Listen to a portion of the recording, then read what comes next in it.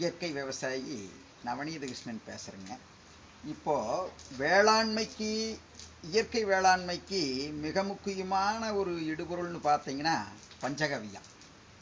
பஞ்சகவ்யாங்கிறது நாட்டு மாட்டு சாணம், நாட்டு மாட்டு கோமயம், பால், தயிர், நெய் போன்ற 5 பொருள்களை வச்சு அது கூட உபபொருள்களாக வாழைப்பழம், பப்பாளிப்பழம், இளநீர் இதைய 3 கூட சேர்த்து விவசாயத்திற்கு தேவையான பஞ்சகாவியா தயாரிக்கிற இதை இப்போ நாம் பார்க்குறோங்க. நீங்கள்லாம் பயனடையணுங்கிறதுக்காக இதைய நேரடியாக உங்களுக்கு காட்டுற நோக்கத்தில் இப்போ பார்க்குறோம். இப்போ பாருங்கள், சாணம் 5 கிலோ எடுத்துருக்குறோங்க. 5 கிலோ சாணம் 4 நாளைக்கு முன்னாடியே நெய் 1/2 லிட்டரு ஊற்றி கரும்பு சர்க்கரை 1 கிலோ போட்டு இதைய நல்லா பிசைஞ்சு ஒரு ஈர துணி வச்சு மூடி வச்சிடணுங்க. இது 4 நாளைக்கு முன்னாடியே செஞ்சு வைக்கக்கூடிய வேலை. அடுத்து பார்த்தீங்கன்னா பால், நாட்டு மாட்டு பால் 2 லிட்டருங்க, நாட்டு மாட்டு தயிர் 2 லிட்டர், நாட்டு மாட்டு கோமயம் அதாவது சிறுநீர், மாட்டு சிறுநீர் 3 லிட்டருங்க. அது கூட இளநீர் 3 லிட்டர், பப்பாளி கூழ் 1 கிலோ, நல்ல கனிந்த வாழைப்பழத்தினுடைய கூழ் 1 கிலோங்க. இப்போது பொதுவாக நம்மளுக்கு பூவம்பழம் தான் போடணும்னு சொல்லுவாங்க. இப்போது நாம் பூவம்பழம் ஏற்கனவே பழுக்கு போட்டிருந்து அது பழுக்கலை. இப்போ நம்ம தோட்டத்தில் விளைஞ்ச கற்பூரவள்ளி பழம் இருக்குது, நாம் இதையவே உபயோகப்படுத்திக்கலாம். பொதுவாக நம்மக்கிட்ட இருக்கிறத வச்சு உபயோகப்படுத்தணும். நெய் மட்டும்தான் வெளியில் வாங்கியிருக்கிறோமுங்க. இதை வச்சு நாம் இப்போது விவசாயத்திற்கு இயற்கை வேளாண்மைக்கு தேவையான பஞ்சகாவியம் எப்படி தயாரிக்கிறதுங்கிறத பற்றி பார்க்கலாமுங்க. பஞ்சகாவியங்கிறது நாமளும் சாப்பிடலாம், ஆனால் அதுக்கு தயார் பண்ணுற முறை வேறு. இப்போ நம்ம வேளாண்மைக்கு தயார் பண்ணுற முறை மட்டும் இப்போ பார்க்கலாங்க.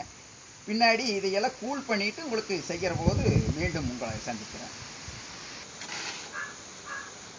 இப்போ பார்த்தீங்கன்னா நாம் ஏற்கனவே எடுத்து வச்ச வாழைப்பழத்தை மிக்சியில் போட்டு நல்லா கூலாக அடித்து வச்சுருக்குறோம். வாழைப்பழம் 1 கிலோ, பப்பாளி பழம் 1 கிலோ நல்லா கூல் பண்ணி வச்சுருக்குறோம். இப்போது ஏற்கனவே பிணைஞ்சி வச்சுருக்கக்கூடிய இந்த சாணத்தை 5 கிலோ சாணம் நீங்கள் நெய் ஊற்றி அந்த கரும்பு சக்கரை ஓட்டு பிணைஞ்சு வச்சுருக்கிற பொழுது இந்த மாட்டு சாணம் அப்படியே பதமாக நீங்கள் எப்படி அதிரசத்துக்கு மாவு பிணைஞ்சு வச்சுருந்தீங்கன்னா அப்படியே மணக்குதோ அது போல் இருக்கு. தண்ணி கொஞ்சம் ஊற்று. 16 லிட்டர் தண்ணி வேணுங்க நம்மளுக்கு. அப்போ அந்த பசுஞ்சாணத்தை நாம் கரைச்சிக்கிறோம். இரு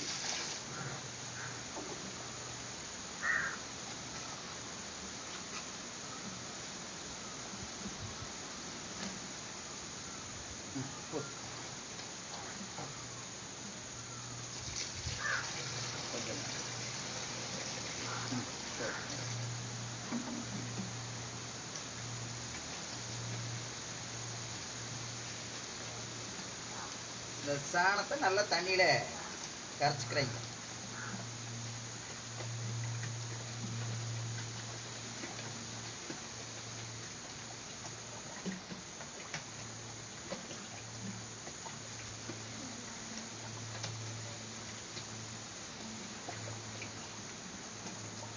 இதில் தண்ணி ஊற்றுறேன், இதில் கரைச்சி ஊற்றுறேன்.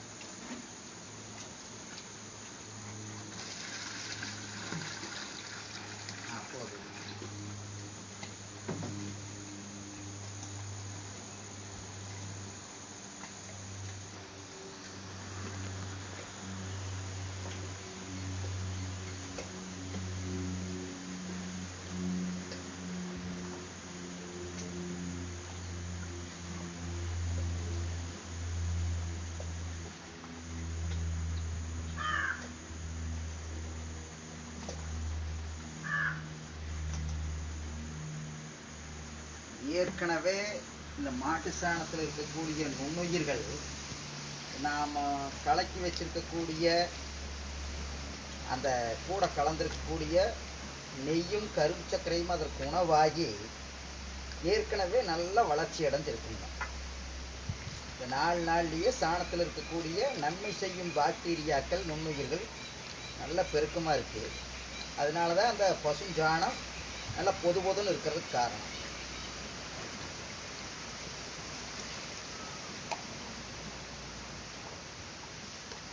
சாணி நல்லா தண்ணியாட்ட கரைச்சிக்கணுங்க. அப்பதான் நாம மீண்டும் அதை உபயோகப்படுத்துற பொழுது எந்த சிரமமும் இருக்காது.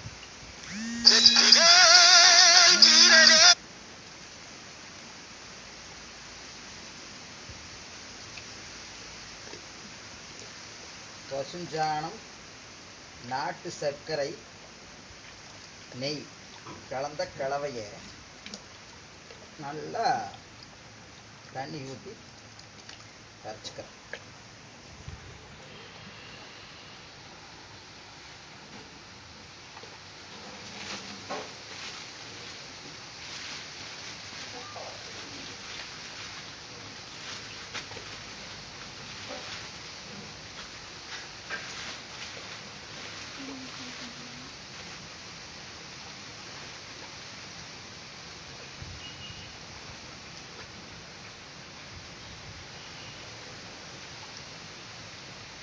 சின்ன பக்கெட்டில் தண்ணி கொண்டு வந்து வை, கை கழுவுறது.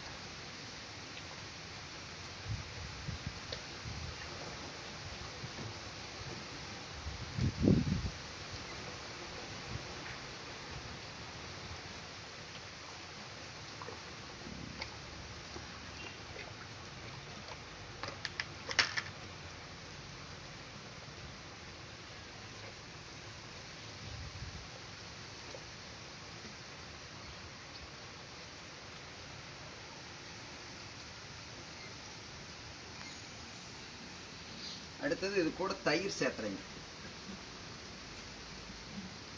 இதுவா தயிர், அதை என் பக்கம் வை, வட்டி விட்டுறாது.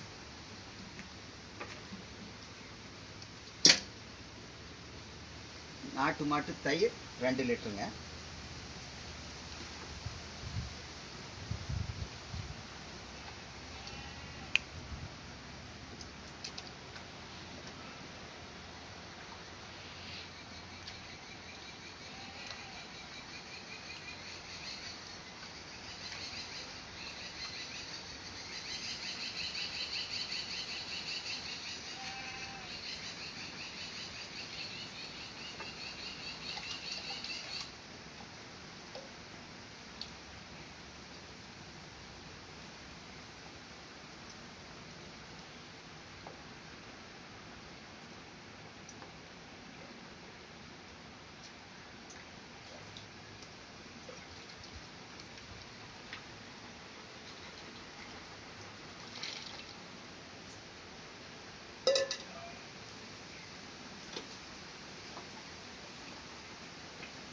தயிரை நல்லா இந்த சாணி கூட நல்லா கலக்கிறேன். தயிர்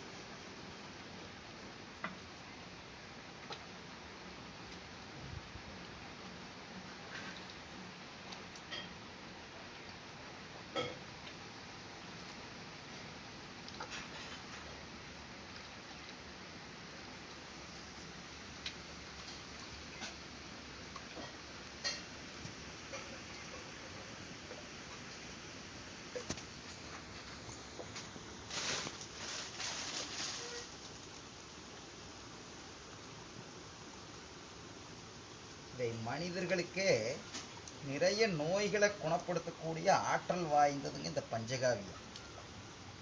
தமிழ்ல சொன்னோம்னா ஆனைந்துன்னு சொல்லுவாங்க. நீங்க வழிபாட்டு முறைகள்லாம் பார்த்தீங்கன்னா முதல்ல திருவிளக்கு வழிபாடு முடிச்சுட்டு அடுத்தது இந்த ஆனைந்தத்தை வழிபாடு நடத்துவாங்க. இப்போ பால் உள்ள சேர்த்தி இருக்கிற நாம இப்போ ஏற்கனவே சாணம், நெய், கரும்பு சர்க்கரை, தயிர், இப்போ பால் சேர்த்தியாச்சு. 2 லிட்டர் பால் எல்லாம் நல்லா கலக்கிறோம்.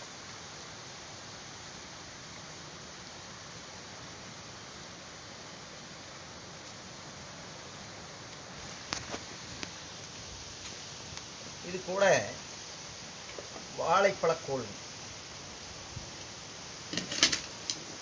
வாழைப்பழக்கூழ் நாம் ஏற்கனவே கூழ் பண்ணி வச்சுருக்கிறோம். 1 கிலோ வாழைப்பழக்கூழ். ஏன் இதையெல்லாம் கலக்கிறோம்? முதல்ல இதையெல்லாம் கலந்துட்டோம்னா கலக்கிற போது அது கரையிறதுக்கு சௌகரியமாக இருக்குங்க. கடைசியாக இளநீரும் கோமையும் சேர்த்துக்கலாம்.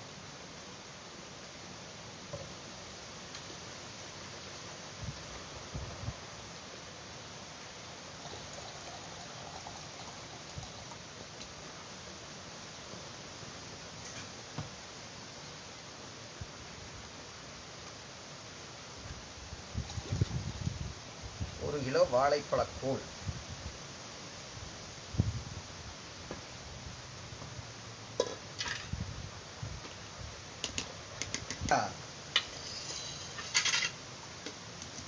நாம் ஏற்கனவே கலக்கி வச்சிருக்க கலவையில் 2 அரை கலக்கிற மாதிரி நல்லா கலக்கணுங்க.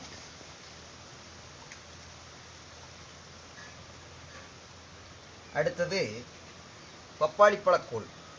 இதையே நாம் பப்பாளிப்பழம் நல்லா கனிஞ்ச பப்பாளிப்பழத்தை மிக்சியில் அடித்து வச்சுருக்கிறோம். 1 கிலோ.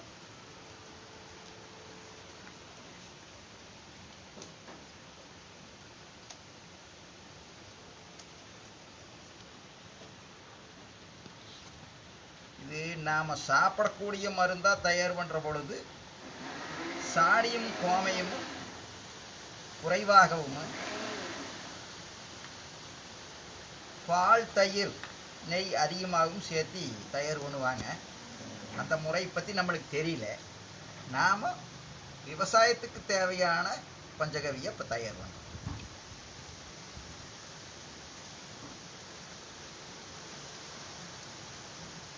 இதையெல்லாம் பயிர்களுக்கு மிகச்சிறந்த வளர்ச்சி ஊக்கிங்க.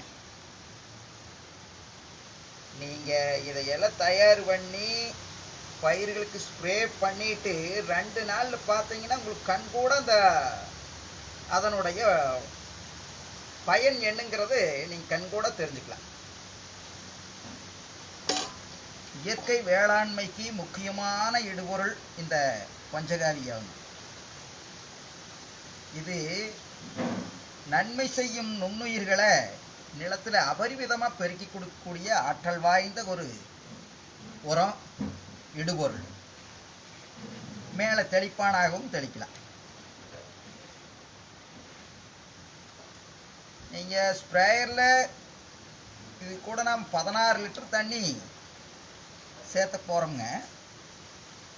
16 லிட்டர் தண்ணீர் சேர்த்தியும் நீங்கள் திரும்ப அதைய 6 மாதத்து வரைக்கும் பயன்படுத்திக்கலாம். நீங்கள் ஸ்ப்ரேயரில் பயன்படுத்தும் பொழுது ஒரு நல்ல துணியை போட்டு வடிகட்டிட்டு பயன்படுத்தினீங்கன்னா ஸ்ப்ரேயரில் அடைக்காமல் வரும்.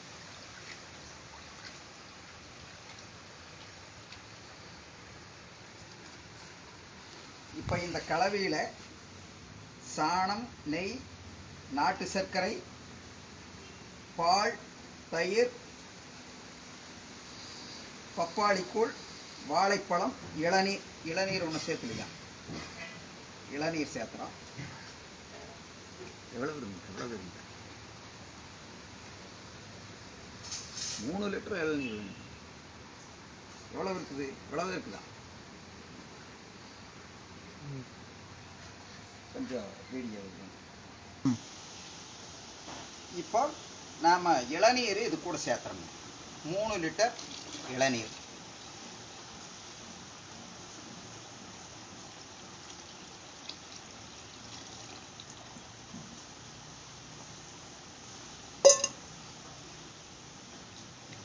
அதையுமே நல்லா கலந்து விட்டுக்குங்க.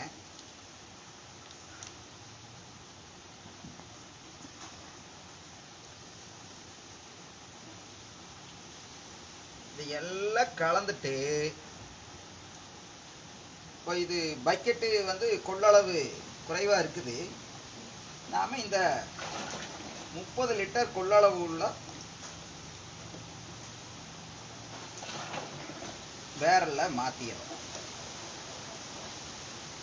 இது கரைக்கிறதுக்கு ஈஸியாக இருக்குங்கிறக்காக இந்த பக்கெட் எடுத்துங்க. இப்போ நாம் கரைச்சி வச்சிருக்கக்கூடிய இடுபொருள்கள் கூட 16 லிட்டர் தண்ணீர் சேர்த்துறோம். ராணி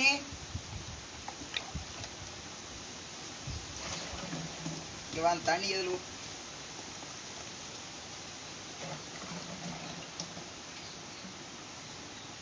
ஊத்திரு உறவு.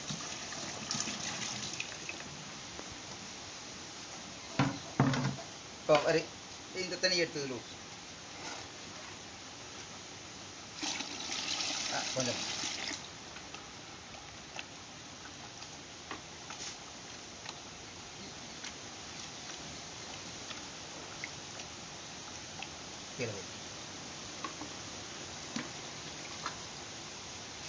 இப்போ இதெல்லாம் கலக்கி வச்சுக்கிறோமுங்க.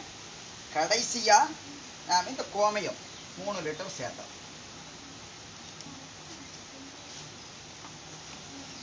பழைய நாட்டு மாட்டு கோமயம்.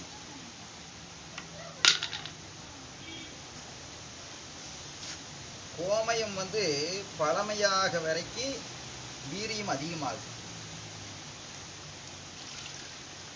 சாணி புதிய சாணியாக இருக்கணும், கோமயம் பழைய கோமயமா இருக்கணும்.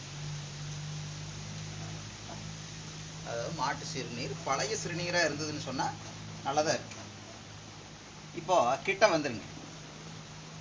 இப்போ இந்த மாட்டு சிறுநீரை நாம் இதில் எப்படி சேர்த்த போகிறோம்ங்கிறத பாருங்க.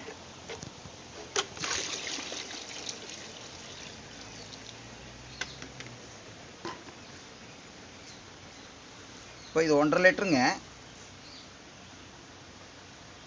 அப்படியே உள்ள மொடோச்சுன்னு ஊற்றிடக்கூடாது, மொல்ல கலக்கணும்.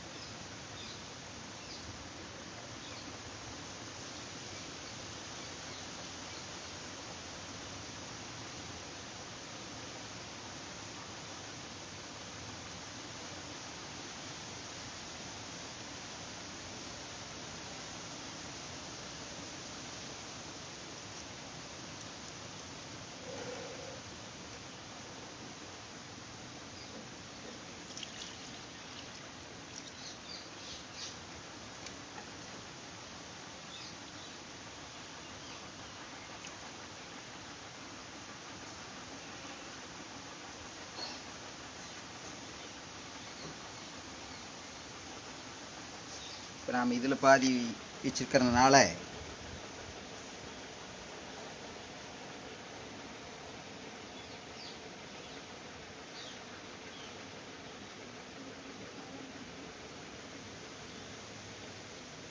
மாட்டு சிறுநீரில் இருக்கக்கூடிய அமிலத்தன்மை அதிகம், அதனால் கடைசியாக அதை சேர்த்துறோம்.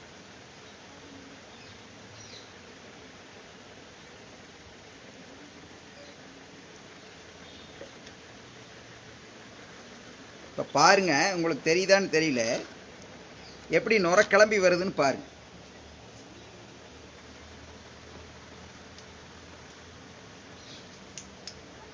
நுண்ணுயிர்கள் உடனடியாக வேலை செய்ய ஆரம்பிச்சிடுது. பார்த்தீங்களா? இதுதான் நுண்ணுயிரினுடைய வேலைப்பாடு. கண்கூடாகவே நாம் பார்க்கலாம்.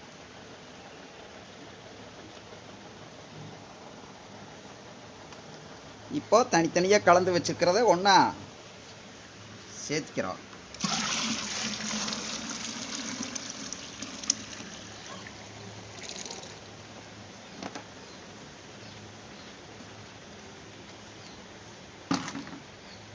இங்கே பாருங்க, நேரமாக ஆக எப்படி அந்த நுண்ணுயிர்களுடைய வேலை எப்படி வருதுன்னு பாருங்க. இதை இப்படியே 16 நாள் தினம் 2 வேளை மினிமம் 3 வேளை கலக்குனா நல்லது. இப்போ பாருங்க, இதை நான் கைவிட்டு கலக்கிறேன்.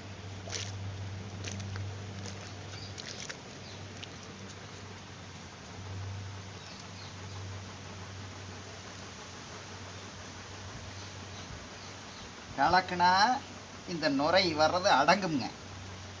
மீண்டும் ஒரு சில வினாடிகள்லேயே அந்த நுண்ணுயிரினுடைய வேலை ஆரம்பிச்சு. பார்த்தீங்களா எப்படி? இது தேனுங்க பஞ்சகாவியாவினுடைய மிகப்பெரிய திறனை நாம் கண்கூட பார்க்கலாம். இப்போ கலக்கி விட்டா அடங்குச்சு. இப்போ எப்படி வருடி வந்துடுது பார்த்தீங்களா? இதை நாம் கலக்கிற போது மூங்கில் குச்சி கொண்டு கலக்கணும்னு சொன்னால் நல்லது. அதில் இருக்கக்கூடிய சிலிக்கான் வந்து நல்லா இந்த கலவையோட கலந்து இதாகு.